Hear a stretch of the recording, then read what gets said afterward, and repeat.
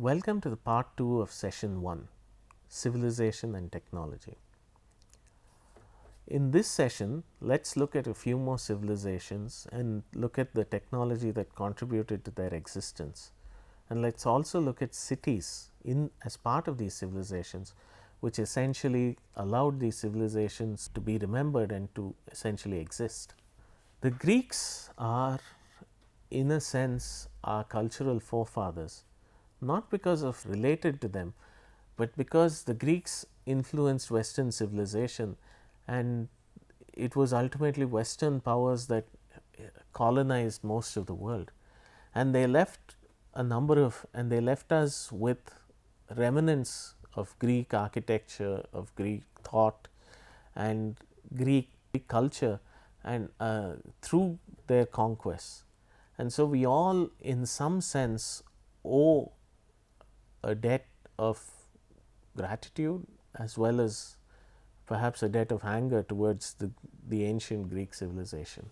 The Greeks were great thinkers, but one of their fundamental inventions, which was also shared by the Egyptians a few thousand years earlier than them, was the invention of something called the dioptra. The dioptra is a piece of technology that allows surveying. It allows people to draw lines upon the earth. It allows people to locate themselves around the earth. And the Greeks used this to create clear, mathematically perfect grids laid upon a land or a terrain that did not perhaps allow for that to happen. But consider this, consider how powerful the grid itself is when laid upon this swooping terrain that you see in this image before you. And imagine the extent of perhaps human innovation and perhaps human hubris to impose such a rigid geometry upon such a smooth undulating piece of land. And this is perhaps the benefit as well as the challenges that technology poses upon us. And the Greeks, who were extremely humanist before humanism was something that we considered as a mode of thought, viewed this as a human intervention upon nature, and they viewed it as something heroic and something that was deeply moral as well. The Greeks gave way to the Romans, and the Romans, who were their cultural inheritors, were great innovators in the areas of technology as well as urban design. Although their architecture was sometimes derivative of the Greeks, they built on it, and they built figuratively on the architecture and allowed themselves to use the idioms of the Greeks to create something entirely new.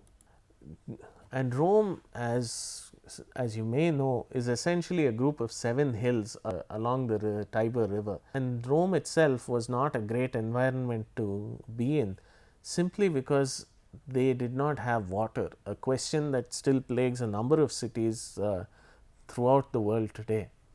And the Romans did not have an easy solution to solve this. They did not have having built their city in the hills, they did not have an easy way in which to source the water from, and that drove them to use their technology or to invent modes of technology that allowed this water to come to their city. To do that, they had to invent essentially concrete, something that they called opus cementatium. And here we can see 2 modes in which the concrete was used. Essentially, this is mass concrete, not reinforced concrete as we understand it today, but mass concrete supported by bricks and stone on either side, and essentially it's used as a filler material and as a material that takes the load of all that of the structure above, while it's faced with stone, which creates the impression of the building being built in stone or in brick. and they managed to use this concrete in a number of innovative ways, and some of which we will discuss today. They also took the arch, which was available to much of the world earlier, but they managed to use the arch in line with concrete and their ability to use concrete, and transformed it into something that was far more powerful as a building material than the people who came before them, than the civilizations that came before them. They also, as a consequence of developing the arch and the vault, also managed to use the dome in a manner that essentially created what we identify as Roman architecture today, and eventually became a symbol of imperial architecture regardless of the civilization for thousands of years, and it still is in many countries. Just think of the Washington, just think of any of the buildings in places like Washington, which was built thousands of years later, but still uses the Roman idiom of the dome and the vault to invoke that sense of grandeur that this civilization created. Anytime, anywhere, by anybody, and that allowed the idiom of Rome, or the architecture of Rome, to spread throughout the world and become symbolic of something more than just Rome itself. And you can see that in the triumphant arches of Rome, which we still build in different countries in different contexts, but they're still essentially a Roman idiom that we follow even to this day. But let's talk about how the arch, the vault, and concrete helped Rome to exist as a city. And the most important way in which they used this was in the building of the aqueduct. The aqueduct is essentially a means of bringing water from a particular place to another, even if it's at a higher elevation, through engineering. And the Romans were geniuses at engineering, and they essentially allowed their city to exist by bringing water from a much higher elevation far away, and allowed this water to come into their city through their aqueducts. And the first of which is called the Aqua Appia in 312 BC. And this is an image of the remains of the Aqua Appia, and you can see how they have used the materials that they invented, and also the arch and also the technology of the arch, to an extent that it still survives after nearly 2300 years, and it still survives in some form, and that's because of the technology that they invented and the way in which they've used this technology. And the Romans did this again and again and again, and they built a number of aqueducts, and they kept building them as the city grew. And while this may seem to be something that's responsive, the very fact that this water was allowed to come into Rome allowed this city to become perhaps the most powerful city of its time for a very long time, and certainly one of the most long-lived. Rome is called the Eternal City. And these aqueducts allowed the Roman city to exist in different forms, which is why we see these aqueducts built time and time again. The first one we saw was in about 300 BC. The next one is 125 BC. We then see another built in 52 AD, and then 226 AD, and then we see them in even as late as the 1600s. And the fact that the Roman Empire spread so far and spread so much meant that cities in other parts of the world, like this one, like the image that you see in Segovia in Spain, which also uses the aqueducts, allows another city in another part of the world to exist. And this is possible because of the spread of civilization and the technology that civilization carries with it as its software, if you will. The Romans were also great bridge builders, and you can see this is a famous Trajan's bridge, which was which was painted in 105 AD, and this was and the Roman bridge building, which once again used this technology of concrete and the arch and the vault, allowed the Romans to build to connect their empire and thereby spread their idioms of urbanism and their culture throughout Europe and throughout the Mediterranean Sea, which was their center of life.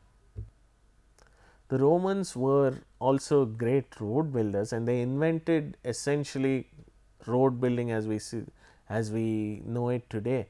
And this is also and we hear this familiar saying that all roads lead to Rome, and this was quite literally true at that point of time, simply because these roads allowed the empire to exist, and at the same time they invented this technology of building these roads, and the army built them so well that they spread to a number of cities in the empire. And this is a road that we see in Pompeii, which was buried in the volcano, and therefore this is one of the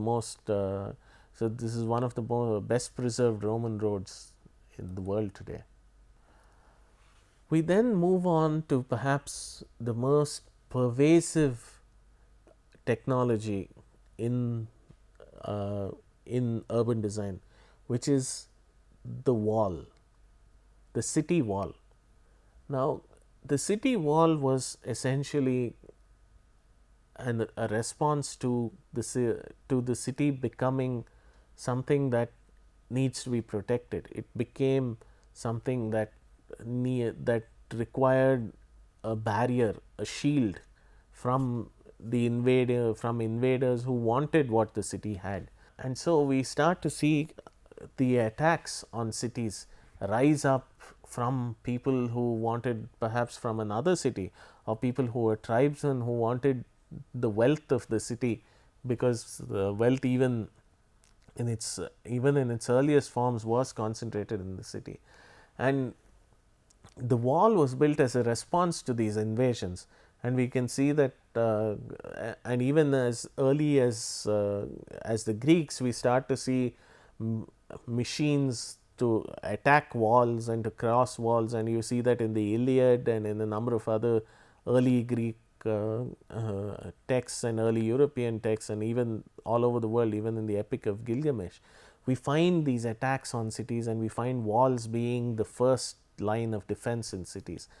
And most cities throughout the world, except for perhaps port cities, and even sometimes even they were walled through most of their history. And we see this pervasive throughout the world. This is from China, this is from Europe, and this caused a fair amount of destruction, and this caused a fair amount of and this produced a fair amount of bloodshed, and was also very profitable if you were the one doing the attacking and you won. So the wall stands as a symbol of a city's resistance, and it also evolves along with the city, but it also evolves along with wars and the technology of war. This is perhaps one of the oldest walls that we know of. This is from the city of Buhel in ancient Egypt, circa 1800 BC, and the gate of Ishtar. And so we see this in Babylon, and we see this resistance take on not just functional dry value, but it starts to become part of the city. It starts to become part of the city's character. It starts to become an important piece of urban design, as well as being a piece of military resistance. In medieval Europe, the wall was very important, because a lot of people spent a lot of their time either attacking cities or defending them. And this is something that we see happen throughout medieval Europe, and even in medieval India, where we have the great Deccan forts all over the Deccan, which protected which protected each other, which protected its citizens from attacking armies. But as these armies started to grow, they started to also invent technology to defeat the wall. And these are a few medieval siege engines, some called the catapult, which is a very early, which is a very modern catapult compared to what the early armies used, and then the trebuchet, and then the ballista, which were all essentially technology that was invented to circumvent the technology of the wall itself. This led to the wall being more than just a physical thing. This led to the wall being a far more complex object of urban design than just a simple structure which blocked the invaders. It started to be more, and this is of course one of the great examples of the Great Wall of China, which was built to protect the Huns. And this is of course pre-medieval, but nonetheless it is a wall that is more than a wall. As discussed earlier, we see this in a number of forts in India, in the Deccan Plateau, as well as in the north and the northwest of the country. And we start to see these walls becoming emblematic of the city, and the city gate and the city wall become the first thing that a visitor or an enemy would see when they think of the city, and it would be something that they would see when they look at the city as outsiders. And we see this again in a number of different cultures, in a number of different ways, and each of these is a response to not just to protection, but also takes on its own character as something that is emblematic of a particular culture and a particular civilization. And the walls, as a result of a number of these different siege engines, start to become very free flowing. They start to become an almost organic shape, simply because that would allow these engines to essentially hit parts of the city. So the stones in the trebuchet would end up hitting a part of the city that nobody was in, simply because the shape of the city was essentially unknowable to the people outside. And that led to these free flowing organic forms that we see in a number of cities throughout the world at this particular time. And the wall dictates that shape. But then the same flat, sinuous, curving wall becomes a liability with the invention of gunpowder, and essentially gunpowder becoming not just a leisure tool or a toy, but when gunpowder starts to be used for warfare as artillery, then that directly affects the form in which that cities take. And so we then start to see the disappearance of these long sinuous curves which formed wall cities, then start to take a more rigid geometric shape, like the famous star forts of Europe of the Renaissance and the late Renaissance. And the star forts essentially evolved because they would present a smaller surface area for the cannon to hit, and the cannonball, even if it hit one spoke of a star, would not damage the city main or the heart of the city, and parts of the city could be protected even if parts of it were destroyed by the cannons.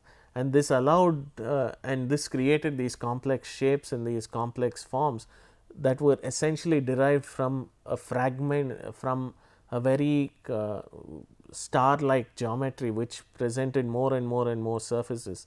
And a number of these fort cities start to display this behavior as they go on. And a famous example even in India is Fort St. George in Chennai, which was built in the 1600s, which is essentially of its time, and it's meant to be a fort that prevents invasion that prevents cannon fire through its configuration as such. But then we start once the cities evolve to escape this essential attack of a technological invention of the cannonball, it then the technology advances, the technology evolves to something more than just throwing a solid mass at a wall. This leads people then start to look for ways in which to transcend the wall. Then comes the invention of the explosive. Now, the explosive presents a unique challenge to a wall, because you can place multiple explosives at different parts of the wall, and the wall can crumble either in one place or it can crumble in a number of different places at a time, which makes this concept of a star spoked wall presenting a number of surfaces almost irrelevant. And this explosive shell, which is essentially an explosive fitted into a form of cannon, which means that the explosive not only is restricted to a place, but it can now move across the wall and move into the wall, creates another step in the evolution of the walled city. And people then start to look at the wall as not just something that is both decorative and restrictive. They start to look at the wall as a means in which to retaliate through attack, which was always part of the wall's function. But it also the invention of the explosive meant that you could do that in a number of different places in a number of different ways, and this leads to the evolution of the polygonal fort in the mid 1800s and early 1900s. And this is a picture of Fort Douaumont, which will become quite important in the next few slides that we see. And this leads, and these walls are not just built for protection, they are also built, they also have guns on each of the turrets, which allows the people on the wall to also fire back, not just be recipients of fire, not just be recipients while they are under fire. And because weapons become lighter, weapons become transportable, this becomes easier and easier and easier as we go on. But something fundamentally changes, something radically in the questions this idea of protecting the city through something like a wall. And we start to see, and that question is raised by the invention of the airplane. Now, the airplane was invented primarily as a mode of transport for individuals, and people could could travel from place to place. But in World War I, which was the first industrial war, because this was, or rather it was the first enormous war after the Industrial Revolution, created the aeroplane as or rather led to the aeroplane being viewed as something more than just a means of transport, or just something that was fancy, but as a way of dropping arsenal onto a city. And this is something that the concept of aerial bombing was invented or rather perfected, if you will, in the First World War. And we start to see this becoming extremely common. And at the Battle of Verdun, the same fort that was perfect example of a polygonal fort that prevented explosive arsenal, is actually a victim of a huge bombing raid in the Battle of Verdun. And this leads to people starting to question the value of the walled city as a concept, as something that allows, as something that beats back an invader. And if you look at, and it's after the First World War that we see the disappearance of the wall as a defensive ring around a city, because from this point onward, the city is not defensible, at least not through a wall.